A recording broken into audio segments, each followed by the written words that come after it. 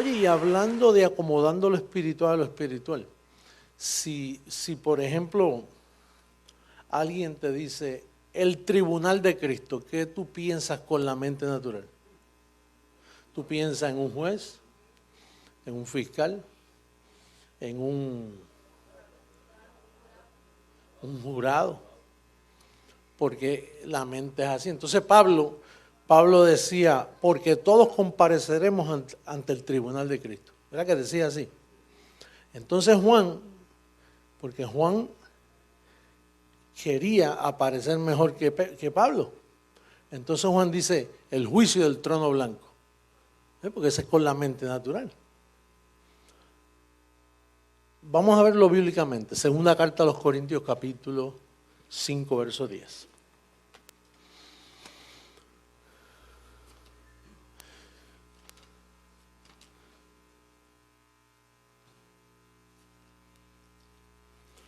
Segunda 5:10. Porque es necesario que todos nosotros comparezcamos ante el tribunal de Cristo para que cada uno reciba según lo que haya hecho mientras estaba. Qué lindo que es eso, ¿verdad? Mientras estaba, ¿dónde? Quiere decir que tú estás en un cuerpo, pero tú no eres el cuerpo. Mientras estaba en el cuerpo, sea bueno o sea malo. La mente natural, cuando lee eso, número uno, se imagina que ese tribunal queda lejos de aquí. Número dos, piensa que eso está por los cielos. Y número tres, que te van a sacar en cara varias cosas que están escondidas. Digo, la mente natural. Pero Pablo dice que tú tienes que acomodar lo espiritual a lo espiritual. Entonces, con lo espiritual, tú no vas a ver un tribunal. Tú lo que vas a ver es este púlpito. Sí, porque aquí es donde se te aprueba lo bueno y lo malo. ¿Cuántas cosas tú interpretabas mal y desde que te sientas aquí tú dices, oye, yo estaba mal? Eso no era así. ¿Y dónde tú lo aprendiste? En el tribunal de Cristo. Y si yo te digo que hay un trono de la gracia, ¿qué tú dices? Pues el trono de la gracia, Juan dijo el trono con los ancianos y vio 24 ancianos. Fíjate que ese ángel que le enviaron a Juan por no someterse a Pablo. Él nunca se sometió a Pablo, él pensó que era mejor que Pablo. Pues entonces, el ángel que se le manifestó a Juan lo confundió dándole visiones. Eso es lo que es Apocalipsis, un libro de confusión, no de revelación. La revelación ya estaba escrita en 14 libros. Entonces nosotros tenemos que aprender a acomodar lo espiritual a lo espiritual. Entonces, ¿qué es el trono de la gracia? Lo mismo que el tribunal de Cristo. ¿No es así? ¿Qué es el sellado con el Espíritu Santo de la promesa? Tan pronto tú piensas en un sello, así o así. Pues el sello de la promesa del Espíritu Santo es lo mismo que ser alumbrado con la palabra de gracia. O sea, Pablo repite las cosas. Toda la revelación él la va repitiendo en diferentes formas. Pero es lo mismo, ser alumbrado. Cuando Isaías dijo, y el que anduviere por ese camino no se extraviará, porque será llamada calzada y camino de santidad. ¿Qué era eso? Salvo siempre salvo. Si usted tiene dos dedos de frente y se pone a pensar bien, oye, por más bruto que sea, no se extraviará. Pues lo que le estaba hablando era de la santidad que te es imputada a ti gratuitamente. ¿De qué estaba hablando él? Vamos a verlo, 1 Corintios capítulo 1. Porque Pablo siempre utilizaba mucho a Isaías. Isaías escribió y no entendió. Y tengo noticias para ti. Pablo escribió y tampoco entendió. Lo de Pablo fue ponerlo ahí para yo explicarlo, porque ¿qué me iba a dar a mí? Si lo llegué a explicar, entonces ¿para qué venía Jesucristo, hombre, a la tierra? ¿A qué va a venir? Si ya estaba dicho. Primera carta a los Corintios, en el capítulo 1,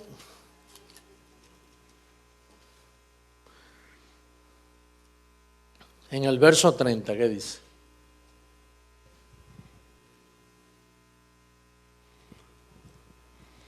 Mas por él estáis vosotros en Cristo Jesús, el cual nos va a ser hecho. Primero, ¿qué es lo que nos hizo hecho? ¿Sabiduría qué? La mente de Cristo. Con la sabiduría de la mente de Cristo, tú entiendes todo claro. Justificación. Ya tú entiendes que tú no tenías que arrepentirte porque Cristo fue hecho pecado por nosotros y entonces ya no hay pecado. Tú quedaste justificado. Y santificación, ¿qué significa? Camino y calzada de santidad. Te fue hecho santificación y redención. Entonces, la mente de Cristo fue lo que estuvo ausente por 2000 años. Lo que yo recibí en el 1973 fue un espíritu de interpretación. La mente de Cristo vino a mí y se me acomodó en la mente. Y desde ahí yo comencé a hablar lo que yo he hablado, que a ti te has rescatado. Entonces lo que estuvo ausente del mundo, lo que estuvo ausente del mundo fue la interpretación correcta de esta palabra. Porque esto es letra y la letra mata. Y lo que la gente hacía era matándose con este libro. Por eso Hitler mandó a quemar muchos libros de esto. Y tenía razón. Es más, tenía esta revelación. Los Gedeones es un grupo de personas muy bien intencionadas que ellos pagan por miles de Biblias y las regalan a los hoteles y se las ponen en una mesita de noche para que cuando el que va se hospeda ahí saque esa arma cargada con 6 balas.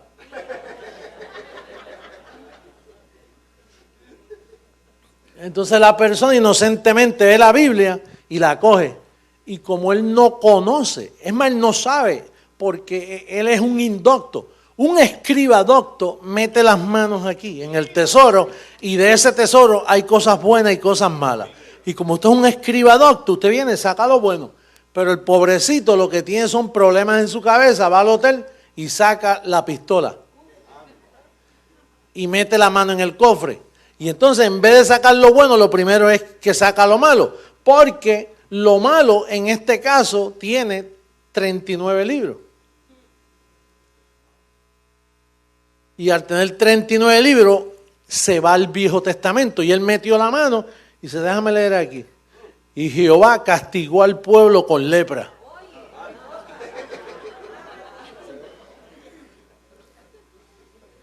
Y entonces de ahí, y si es predicador, pues dice, déjame ver qué aplica con lepra. Hermano, ¿cuántos leprosos hay aquí? No tiene que ser lepra carnal, puede ser una lepra espiritual que tú tienes. Quizá tú has estado pensando últimamente en cosas malas. ¿Quién no piensa en cosas malas? Si este cuerpo es un cuerpo de muerte que todos los días piensa cosas malas. Los disparates que tú sueñas. Si tú te pones a pensar en esos disparates que tú sueñas, tú no vas a tener paz en tu vida. ¿Para qué está la mente de Cristo en ti? Para, diga, acomodar lo espiritual a lo espiritual. ¿Sabrá yo cuántas cosas tú tienes por ahí que están como una maleta que no está organizada? Entonces, ¿por qué Pablo dice que ahora le servimos a Dios con la mente? No es con el cuerpo, porque el cuerpo tuyo no se sujeta a la ley de Dios, ni tampoco puede, aunque trate. Por eso fue que el apóstol dice, carne ni sangre heredará, no hereda. Entonces, ¿qué tú necesitas? Tú necesitas que se te alumbre la mente para que tú veas que el tribunal de Cristo, el famoso tribunal de Cristo, que tú vas a la librería y no encuentras ni un libro de este tema. El famoso tribunal de Cristo no es más que José Luis de Jesús parado detrás de esta tarima hecha de madera.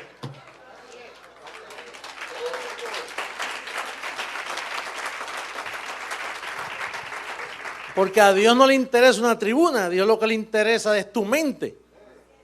Y entonces una vez la palabra llega a tu mente, te hace feliz. Y ahí tú comienzas a servirle a Dios con tu mente. Qué fácil hizo esto el Señor. La palabra, la que nadie te puede quitar. Entonces, cuando el apóstol Pablo dice, lo vil del mundo escoge Dios para avergonzar lo fuerte, Él siempre escogerá personas que se sienten, porque la mente va a descubrir quién tú eres.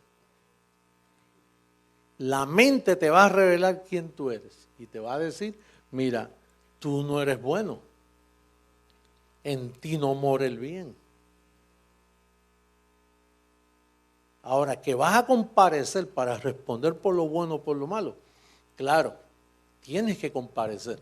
Por ejemplo, Pablo ya compareció. El apóstol Pablo dijo, el juez justo que me dará la corona de justicia. ¿Y quién le dio esa corona de justicia a Pablo? A Pablo nadie lo reconoció en 2000 años. Es más, yo escuché un teólogo en Puerto Rico hace varios años. Escuché un teólogo que vivió en Jerusalén estudiando el arameo, el griego.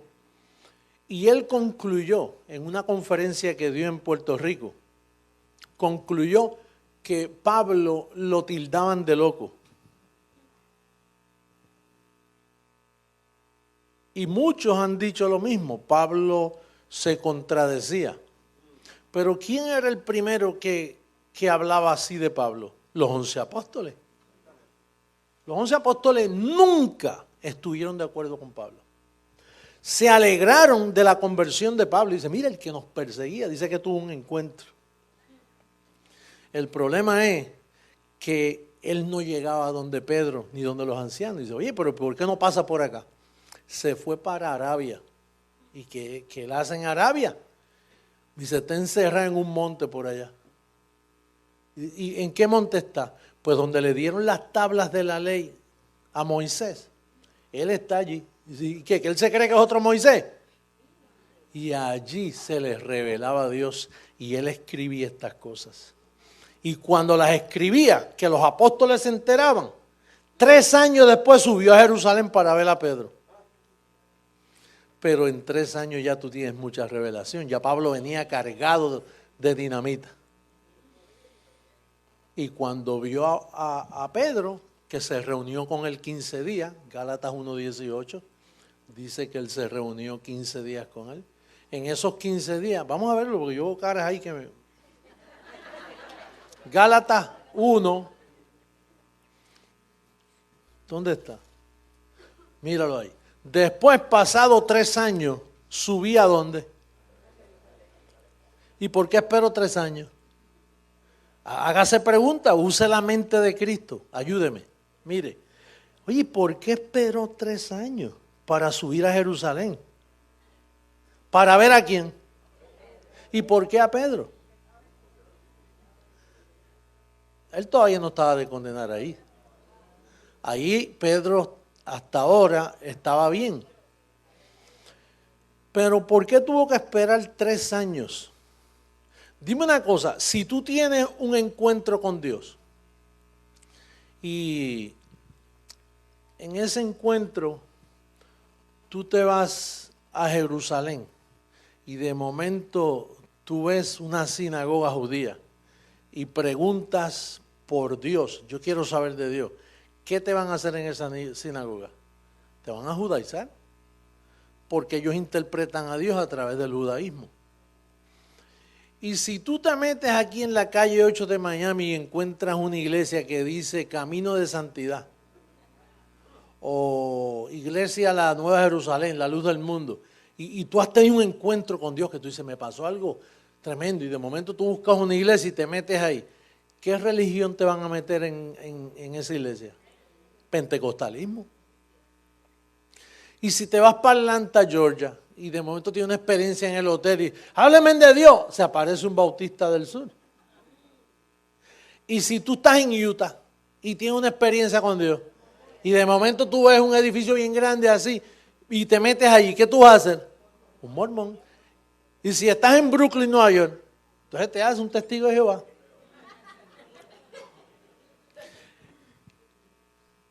¿Y qué le sucedía si Pablo no espera 3 años y sube a Jerusalén? Lo coge Pedro, muchacho, y le dice, mira, estos bandidos crucificaron al pobrecito, lo mataron, era mi amigo, andaba, me hacía milagros y me lo mataron. Y a él nadie lo mató, él lo dijo, es que yo pongo mi vida porque sé que tengo poder para tomarla de nuevo. Entonces, la razón que dice ahí, después de 3 años, póngalo, después pasado 3 años, subí a Jerusalén para ver a Pedro, es que el Espíritu de Dios en él lo libró de subir a Jerusalén en lo que le acomodaba la mente de Cristo al apóstol Pablo.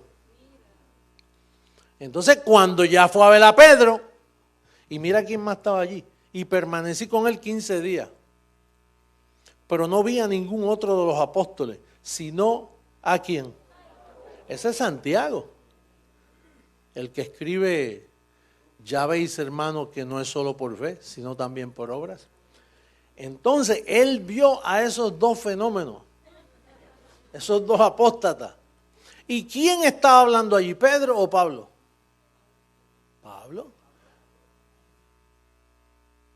O quizás Pablo le dijo, Pedro, ¿y cómo te fue con él? O sea, ¿cómo? Bueno, en los últimos 3 años yo pescaba y me llamó y yo vi una serie de milagros tremendos. Y yo me imagino que Pablo lo escuchó 1 día, 2 días. Pero entonces de momento Pedro le dice a Pablo, ¿y para qué tú vienes aquí después de 3 años? ¿Por qué tú esperaste 3 años? Bueno, ahora me toca compartirte, es que yo estuve en Arabia, con el permiso. Estuve en Arabia y entonces en Arabia se me manifestó el Señor y me dijo que nosotros somos predestinados, nosotros somos tesoros en vasos de barro y la verdadera identidad, ¿tienes el término mientras estaba en el cuerpo? Eso que estaba en el cuerpo, Pedro, eso existió desde antes de la fundación del mundo. Tú y yo fuimos creados, Pedro. Dice, ¿cómo? O sea que nosotros somos escogidos. Sí, hay escogidos para salvación y también hay lobos que no van a ser escogidos para salvación. ¿Y cómo tú lo sabes? Pues no te acuerdas la escalerita aquella que el sueño que tuvo Jacobo. Pero es que Pedro no sabía Biblia, Pedro era un bruto. Pedro era del vulgo, lo que sabía era pescar. Entonces es como cuando nosotros hablamos gracia con cualquier persona, que algo te dice, no le digas más porque no aguanta. Pues Pedro era del vulgo, él no conocía a Isaías. Entonces en esos 15 minutos, en esos 15 días, predestinadamente, él le dio el plan a Pedro. Y le dijo, y sabrá Dios las cosas que le dijo, de las muchas que le dijo. Pero allí fue donde Pedro, por primera vez, aprendió un poquito de lo que se llama hablar una sola cosa y la unidad del cuerpo. Pero eso Pedro lo cogió y lo adulteró para hacer de eso el Vaticano. Con Cornelio, que tenía muchos billetes. Pues Cornelio era dueño de la compañía italiana y daba ofrenda. Daba tan buenas ofrendas, dice que las ofrendas de Cornelio fueron oídas por Dios, de tanto dinero que daba. Era un hombre dadivoso. Y cuando hay gente mala, como el apóstol Pedro lo fue, y ven gente con dinero, se enamoran de su dinero, no de la persona. Bueno, de tal forma que él no montó el Vaticano en Jerusalén. ¿Dónde lo montó? Oye, Cornelio, hay que honrar de donde tú vienes, tú eres italiano. Oye, Cornelio, ¿y tu familia? ¿Tienen billetes en Italia? Bueno, si yo soy uno que estoy aquí de extranjero, imagínate, mi familia es dueño de la mitad de Italia. Oye, pues a ellos hay que ayudarlos también. Pedro era un vientrudo, una persona que... Y tú tienes que tener cuidado porque eso existe. Hay personas que se enamoran de ti por lo que tú tienes, no por lo que tú eres. Si te ha pasado o te está pasando, es bueno para que aprendas. Porque tú tienes que conocer todo tipo de ser humano para darle ejercicio a tu mente. Tú necesitas que te traicionen, tú necesitas que hablen mal de ti. Tú necesitas confiar en alguien que tú le dices cosas que espero que no se las digas a nadie y que las diga. Tú necesitas de todo.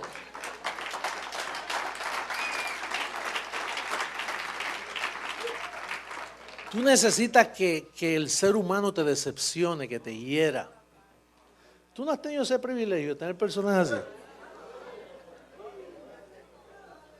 Eso es un privilegio cuando tú tienes personas falsas a tu lado. Cuando alguien te tilda de algo o te malentiende. Y tú dices, pero si es que yo nunca intenté eso, ¿por qué esta persona piensa eso? Pero eso es bueno porque la Biblia dice que los sentidos tienen que ser ejercitados en el conocimiento del bien y del mal. Vamos a verlo en hebreo para que tú veas, ese es el gimnasio de creciendo en gracia. Hebreos 5:14, mira lo que dice. Pero el alimento sólido es para los que han alcanzado ¿qué? ¿Qué? ¿Y cómo se obtiene la madurez? Para los que por el uso tienen ¿qué? ¿Y qué son los sentidos? Lo que tú sientes. Sentir. Sentidos ejercitados en el discernimiento de ¿qué? Y tú sabes que cuando habla de discernir el bien y el mal, te comienza hablando de los rudimentos de la doctrina de Cristo. Porque los rudimentos de la doctrina de Cristo, si tú ejercitas tú, ¿qué hago yo mojándome, bautizándome? ¿Qué le hace el agua al cuerpo? ¿Para qué tú tienes que bautizarte? Ejercita los sentidos. Oye, pero si el bautismo tuviera alguna ciencia, no hubieran cárceles. Dale ejercicio. Si el bautismo quitara el pecado original, entonces no hubieran cárceles, porque al bautizar a los niños y quitarle el pecado original, el niño se portaba bien y no era delincuente. Rudimentos de la doctrina de Cristo. ¿Qué haces tú con un pedazo de hostia o de pan sin levadura o con levadura metí en la lengua? Ponte tú a pensar y entonces ponerte todo místico como hacía yo cuando me lo daban, que yo no encontraba cómo poner la lengua allá para que el pan cayera bien.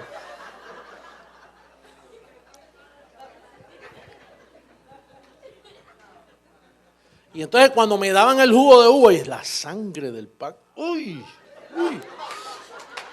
Y yo venía y me bebía.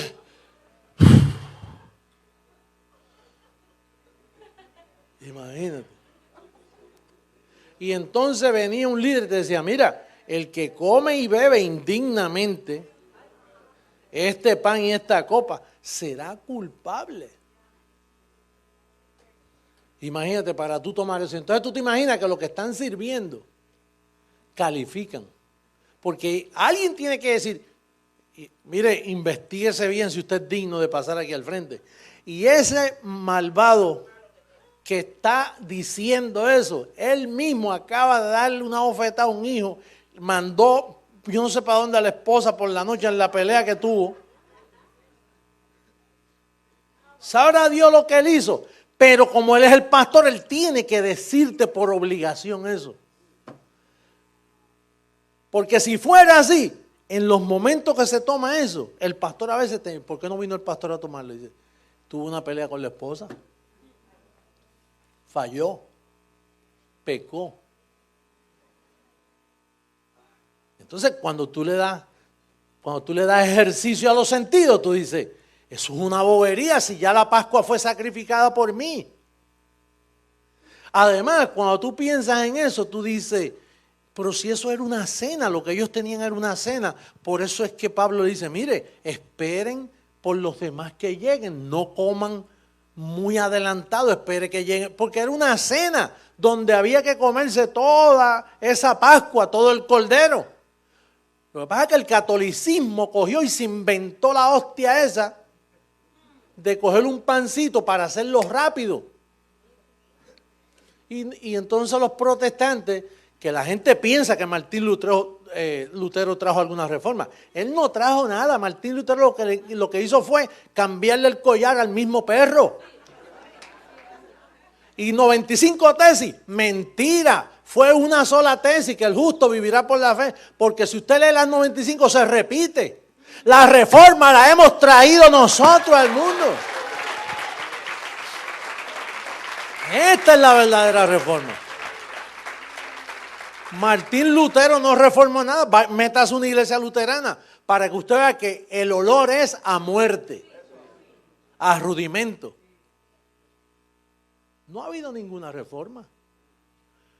Lo que han habido son parchos y parchos y parchos y poniendo parchos. 2000 años de pegando parchos. Hasta que apareció la mente de Cristo en la tierra. Eso es fácil de entender.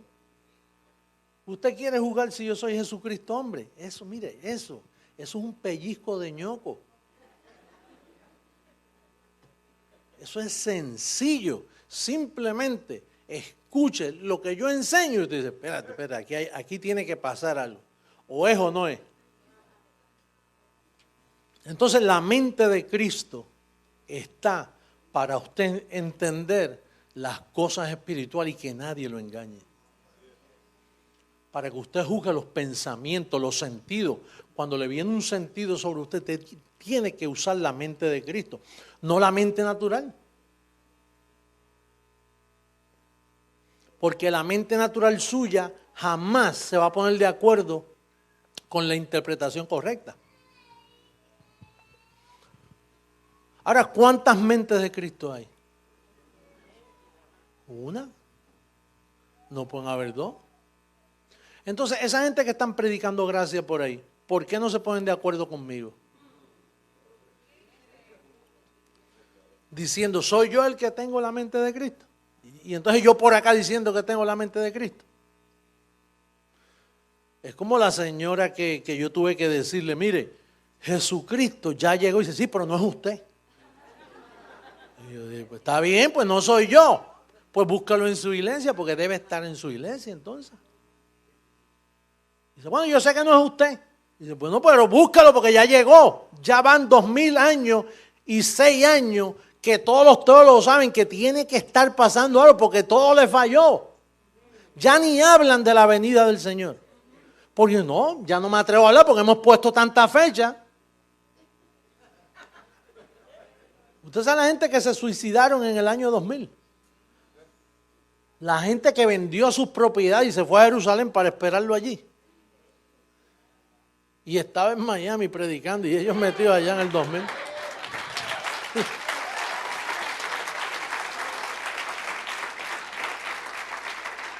Yo le dije, pues mire, búscalo en su iglesia. Ahora, si habla de pecado, no es él. Ya, es que el pastor mío dice que estamos en pecado a veces, pues no es él. Si habla de pecado, y si habla del diablo, no es él. Y todo el mundo habla del diablo. Si practica los rudimentos, la doctrina de Cristo, no es él. Y todo el mundo predica de los rudimentos.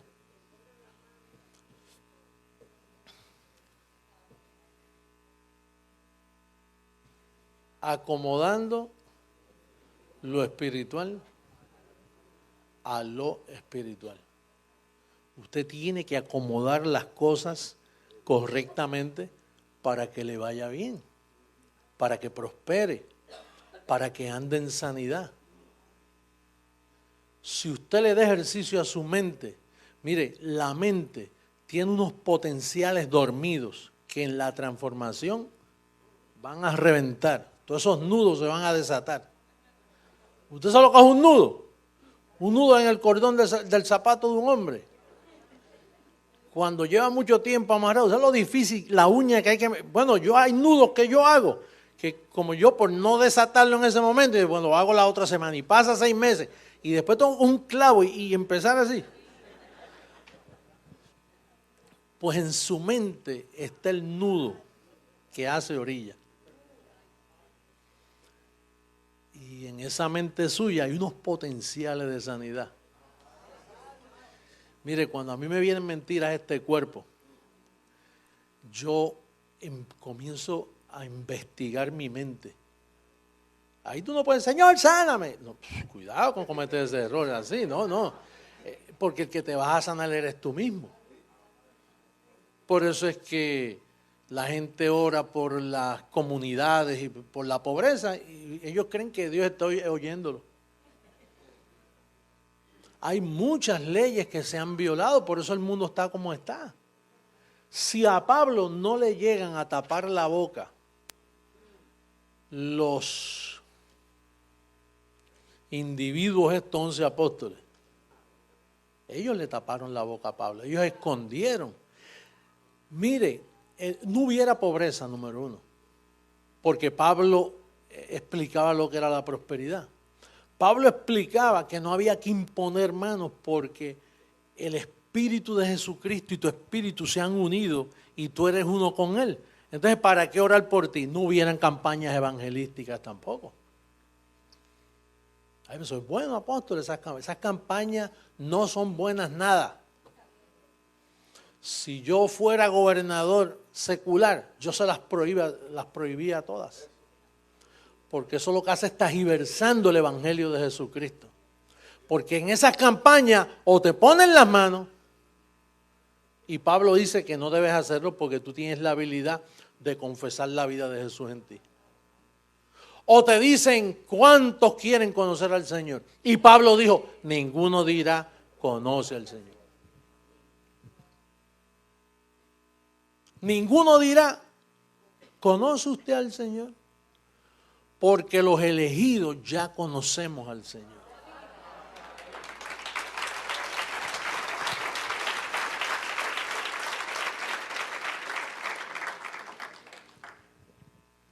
Los elegidos ya conocen al Señor. Por eso cuando yo voy a un sitio y veo a una persona que el Espíritu me da testimonio, yo comienzo a ministrarle lo que ya es. Y tú sabes que cuando Cristo murió, usted quedó perfecto con una sola ofrenda. Ese es el verdadero evangelismo. Buscar a la gente y decirle lo que ya tienen. No decirle lo que no tienen para ponerle condiciones. Si te arrepientes, Dios te va a perdonar. Él ya viene perdonado, bendecido. Él ya está justificado. Si es oveja. Si no es oveja, ni pierdes el tiempo con él. Pero como tú no le ves lana, ni le ves colmillo, tú tratas a todos como ovejas. Y entonces la palabra es la que decide en dónde la palabra va a hacer reposo en ella. Hermanos, estamos delante de la reforma más grande que ha tomado lugar sobre la faz de la tierra. Los medios lo dicen.